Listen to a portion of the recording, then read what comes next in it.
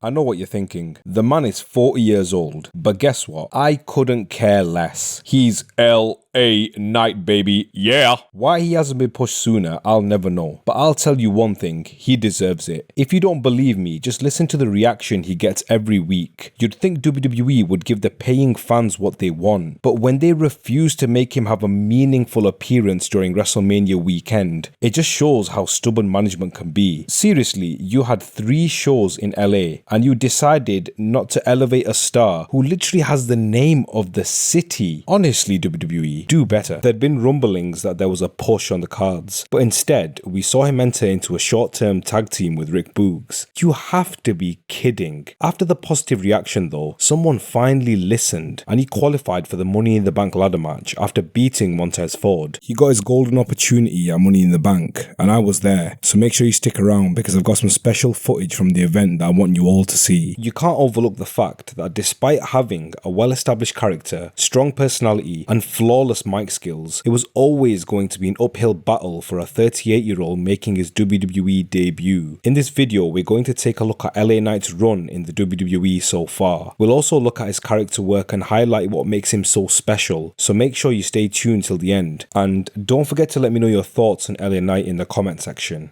Before we get started though, I just wanted to thank all of you for the amazing support on the channel, but I noticed only a small percentage of you guys are actually subscribed. If you enjoyed this video or want to see more, please take a second out to subscribe. Now, let's get back to the video. After making a name for himself in the indies, being managed by Paul Bearer, and winning championships in NWA and Impact Wrestling, LA Knight signed for the WWE in 2021. But it's important to mention that this wasn't his first rodeo with the company. He debuted in a dark match on May 5th, 2006, teaming up with Jon Moxley to take on The Big Show in a handicap match. Then, in 2008, he teamed up with Gene Snitsky in another dark match on ECW, but this time he lost to Crime Time. Despite losing, he impressed higher-ups during this appearance and was invited back, but he turned up 1 hour late, which actually kept him away from WWE for quite some time, and they'd go on to ignore his calls, until he made a cameo in August 2011 as a security guard during the CM Punk and Kevin Nash feud. After working his way back, in May 2013, Knight signed his first WWE contract and joined NXT with a new ring name, Slate Randall. With a name like that, you're destined to fail. He debuted in October of that year, beating Yoshitatsu in a dark match. This didn't mean much, because he spent the rest of his time jobbing to superstars like Mason Ryan, Baron Corbin, and Mojo Rawley. After non-stop ass-kickings, his first run in WWE was cut short on August 1st, 2014, after screwing up on Twitter and sending a dodgy email, which was bad enough to get him future endeavored. Luckily for him, this wasn't the end of his WWE journey. He re-signed with the company in 2021 and appeared on the pre-show for NXT TakeOver, rebranding himself as LA Knight. Yeah!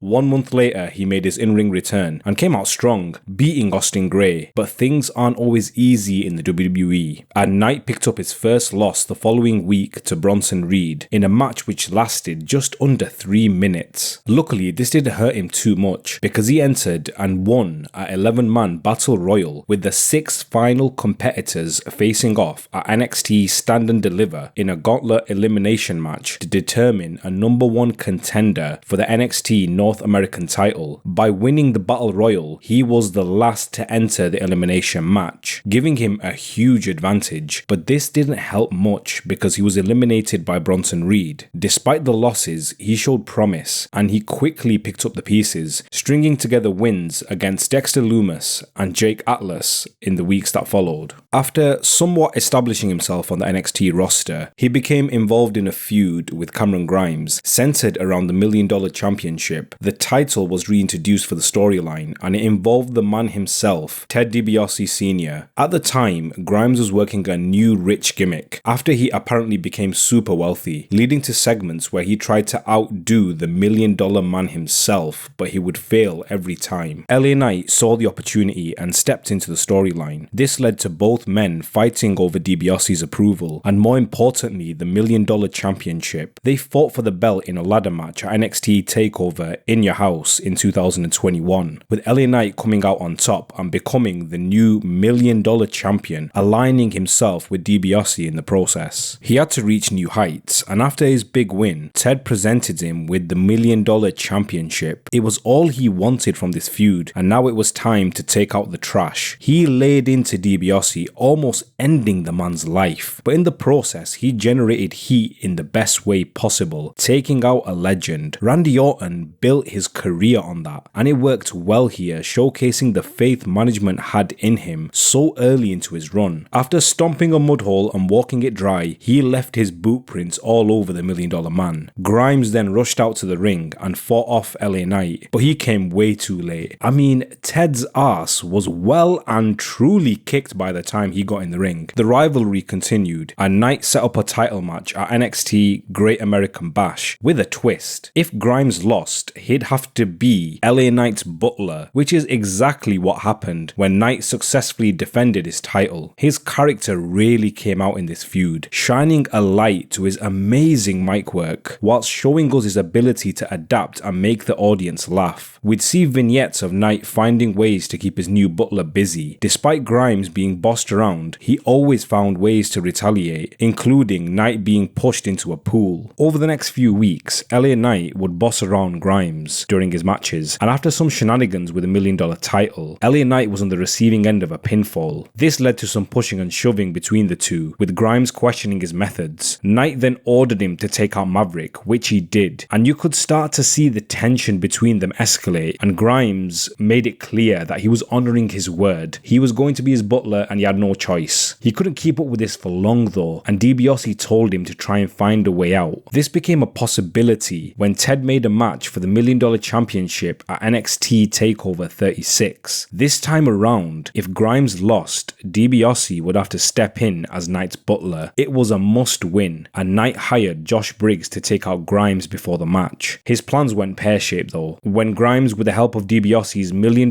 Dream, overcame LA Knight to win the $1 Million title. Fresh off his title run, he bounced back in a win over Johnny Gargano. Now, putting his mic skills to one side, his in-ring work was solid, and he kept adding to his stock in the company. When Vince rebranded NXT into 2.0, LA Knight took part in a fatal 4-way match with the NXT Championship on the line. But earlier in the night, Braun Breaker issued a challenge which was accepted, but ultimately Knight ended up losing to Braun in a clean finish, putting a dent in his armor because he was pinned by Ciampa later that night, losing out on the NXT title. It was a painful blow to be on the receiving end of 2 pinfalls on the same night. He had a good thing going, but Vince killed his run just when he got started. The following month, he became involved in a feud with Grayson Waller. It all started because they wanted to host Halloween Havoc. Over the next few weeks, they would argue about who had the privilege to host the event, wearing goofy costumes, but ultimately it had to be settled in a match, with LA Knight coming out on top. The feud escalated when Knight was in the announce position for Waller versus Boa, and when Grayson had the advantage in the match, he was distracted by Knight, who ultimately cost him the match. Not long after this, LA Knight wanted to capture the NXT Championship, but before he could go after it, he had a score to settle with Waller. Unhappy with the trash talking, Grayson blindsided him before his match with Joe Gacy, putting the train on the tracks for their feud. They took a slight detour NXT TakeOver War Games, with Knight representing Team Black and Gold and losing to Team 2.0, which included Waller. He was off TV for the next few weeks after being taken out by Waller in a parking lot and then stealing his car. Stepping into 2022, Waller lost to AJ Styles, who announced that Waller's night wasn't quite over yet, and out came LA Knight, who beat the piss out of him all over the NXT arena, starting at the ramp, into the ring, over the announce table, back in the ring, and then straight out of it. After having his ass served up on a silver platter, Waller got a restraining order against LA Knight, who set up a match against Dexter Lumis. Waller got the pinfall after help from his new bodyguard Sanga. If we're being honest, at this point, LA Knight fell out of place in NXT. Working alongside young and upcoming talents was fine, but the man was touching 40, and he had all the tools in his locker to make it in the main roster, and that's exactly what he did, making his main roster debut and beating Cedric Alexander on main event. It wasn't a dream scenario, and he had unfinished business in NXT, so he made his way back to tie up some loose strings. At least he knew that NXT wasn't going to remain his destination for long. Making his way back, Knight took on Joe Gacy. During the match, the referee was distracted, allowing for some shenanigans, Sanger towered over Knight outside the ring, and out came Waller blindsiding him, throwing him off balance for the rest of the match and costing him the match in the process as well. Sanger had to face the music and lost to LA Knight after crashing into an exposed turnbuckle. Winning this match meant that the restraining order had to be lifted, but Waller backpedaled and refused. Then he ended up taking a beating after the match and decided to get the police involved to lock him up the following week, but it was found that the restraining order was null and void because a couple of weeks back, Waller put his hands on Knight when he blindsided him. Finally, LA Knight got to beat the crap out of him again, setting up a series of matches that LA Knight would go on to lose. Following this feud, Knight challenged Dolph Ziggler for the NXT Championship after interrupting him on Miz TV. This segment proved that he didn't belong in NXT. He stood in the ring with two big stars, but despite this, he had the crowd in his favour, who pushed for the match. In all honesty, he held his own with the promo as well, and he deserved the match. He ended up losing after a solid performance, but the work he put in on the mic translated to the ring quite well, to be honest, and the main roster call-up was just around the corner as he geared up for one final feud in NXT. He confronted Gunther, who was upset about the championship match he received the previous week, leading to a match at Stand and Deliver which he lost, but it was curtains for his NXT run, which I'd say had some decent moments, with a high point being his $1 Million Championship and his feud with Cameron Grimes. In a way, I'm kind of glad that he didn't get a mega push in NXT, because the clock was ticking the second he got there. I don't know how much more he's got left in the tank, but he was destined for the main roster as soon as he stepped into the company. At this point, we still had the dinosaur Vince McMahon sitting backstage, and for some reason he felt LA Knight wasn't it for the main roster, so he decided in his big brain to repackage him. Who am I to tell Vinnie Mac what to do? But come on man, if it ain't broke, don't fix it. From "let me talk to ya, LA Knight, yeah," to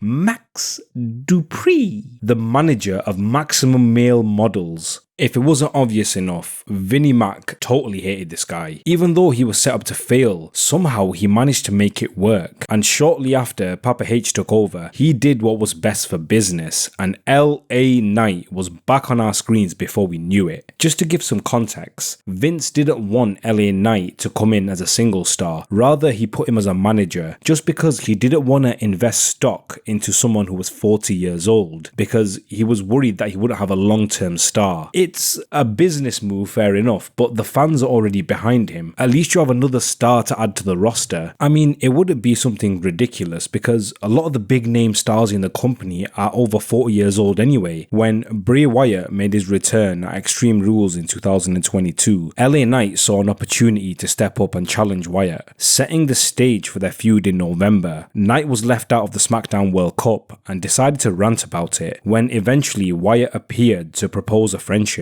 Knight wasn't having it and told him to shove his puppets up his arse, which sealed his fate, being on the receiving end of a headbutt. The following week, Wyatt offered an apology, but was cut short by Knight, giving him a cheeky little slap to the face to make things even, and rushed to the apron. Wyatt looked like a man possessed, extending his hand to call for a truce, but offering a warning that if he didn't comply, it would be the worst decision of his life. Knight woke up and chose danger that day, slapping him clean across the face again. If it was me, I'd shake his hand. I mean, who'd want to piss off an absolute nutcase like Bray? He sat there looking at Knight like he'd caught him sleeping with his wife or something. Revenge was coming, and it didn't take long. Knight was found backstage. He was out like a light and buried under so much crap. Over the next few weeks, Knight was attacked backstage and was even kidnapped, with Bray passing this off as Uncle Howdy being responsible for the attacks. They went back and forth with their own side of the story, whilst being on the receiving end of multiple ass whoopings. Turns out, Bray wasn't lying, and Uncle Howdy appeared on screen to attack Bray with his sister Abigail, making us even more confused. LA Knight issued a challenge for a match at the Royal Rumble, and Wyatt accepted, adding a stipulation. It was going to be a Mountain Dew pitch black match. Nobody really had an idea what it was, to be honest. I assumed they would just turn the lights off. It could have been much more, but overall it was a pretty lackluster match, and you'd find it difficult to find anyone that actually enjoyed it, to be honest. In reality, it should have been called a glow-in-the-dark match because it was anything but pitch black. You had illuminated ring ropes, weapons, wrestling gear. It was a sight for sore eyes. In summary, Bray won the match with his sister Abigail, and the best moment was a botch. LA Knight was lying on a set of tables and Uncle Howdy leapt from above, crashing down absolutely nowhere near him. The match got such a low rating across the board because it promised so much and delivered so little. Looking back, Bray suffered the most from this feud because he continued to add questions with little answers ever since he came back.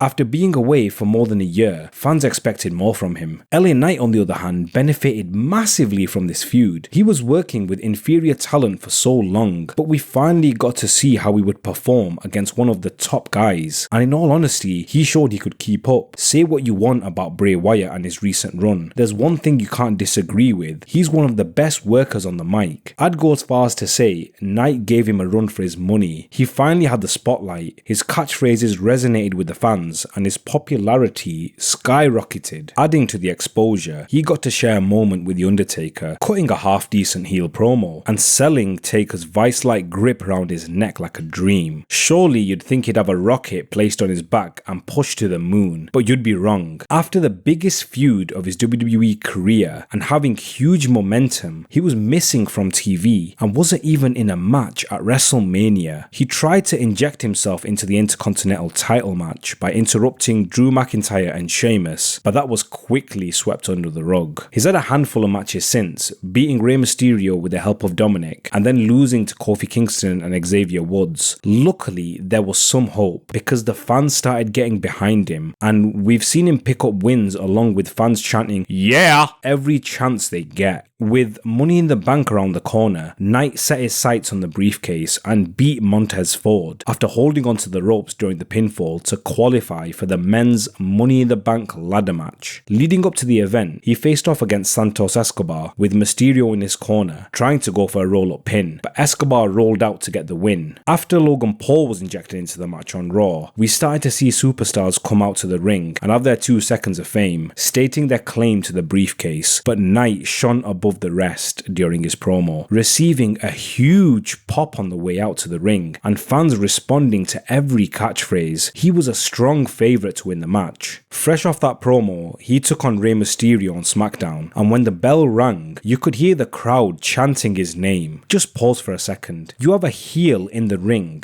with Mysterio and the fans are chanting his name. It was a thing of beauty. He was well and truly over. He got sent into the turnbuckle like 100 times, but he held his own with one of the greats and was selling like a dream throughout the match. The finish was something special, with Mysterio executing a string of reversals but eventually getting hit with a BFT and then the pinfall. His booking going into Money in the Bank was solid. He beat a Hall of Famer in a clean finish, which is something we haven't seen in a while. Normally we'd see him bring out the dark arts to beat his opponents, but not this time. Something started to change with his booking and he was put in a strong position for the ladder match. Leading up to the match, the sentiment was generally that Damian Priest, Santos Escobar and LA Knight were the strong favourites to win the match, with Priest leading the way slightly given his build and overall progression in the main roster. With that being said, I was in London for Money in the Bank weekend, and I have to say, the fans only had one guy in mind, and that was LA Knight. I can't count the amount of times I heard fans screaming, "Yeah," as we made our way into the arena. If that isn't enough, just listen to this chant from the fans.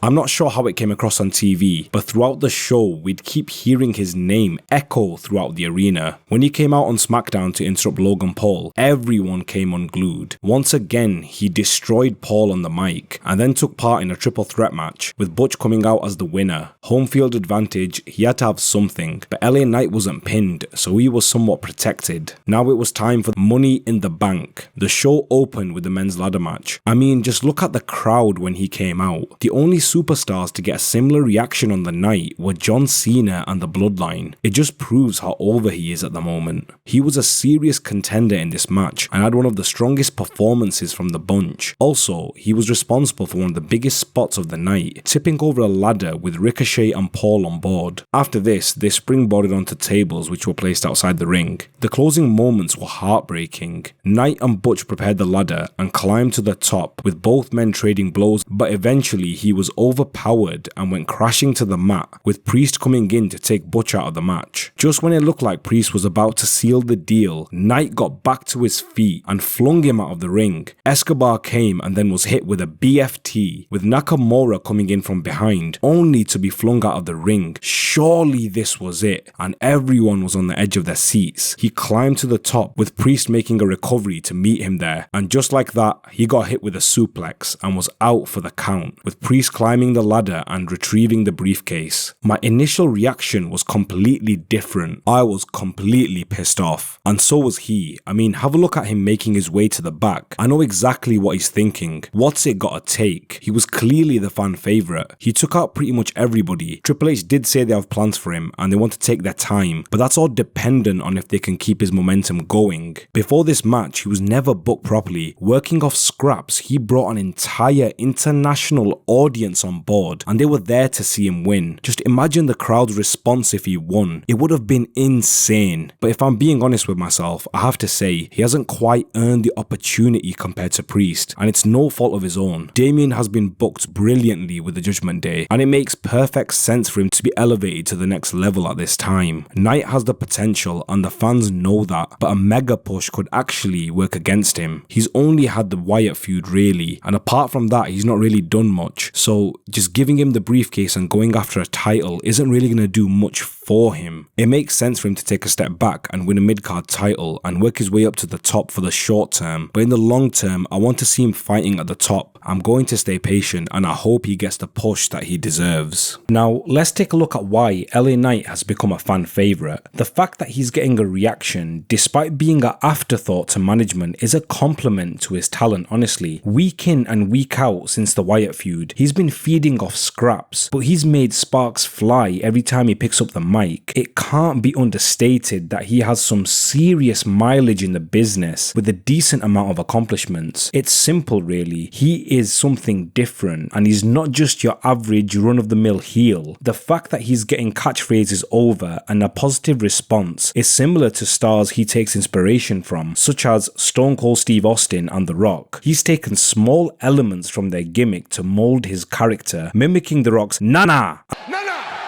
and using the classic line, "The bottom line is this."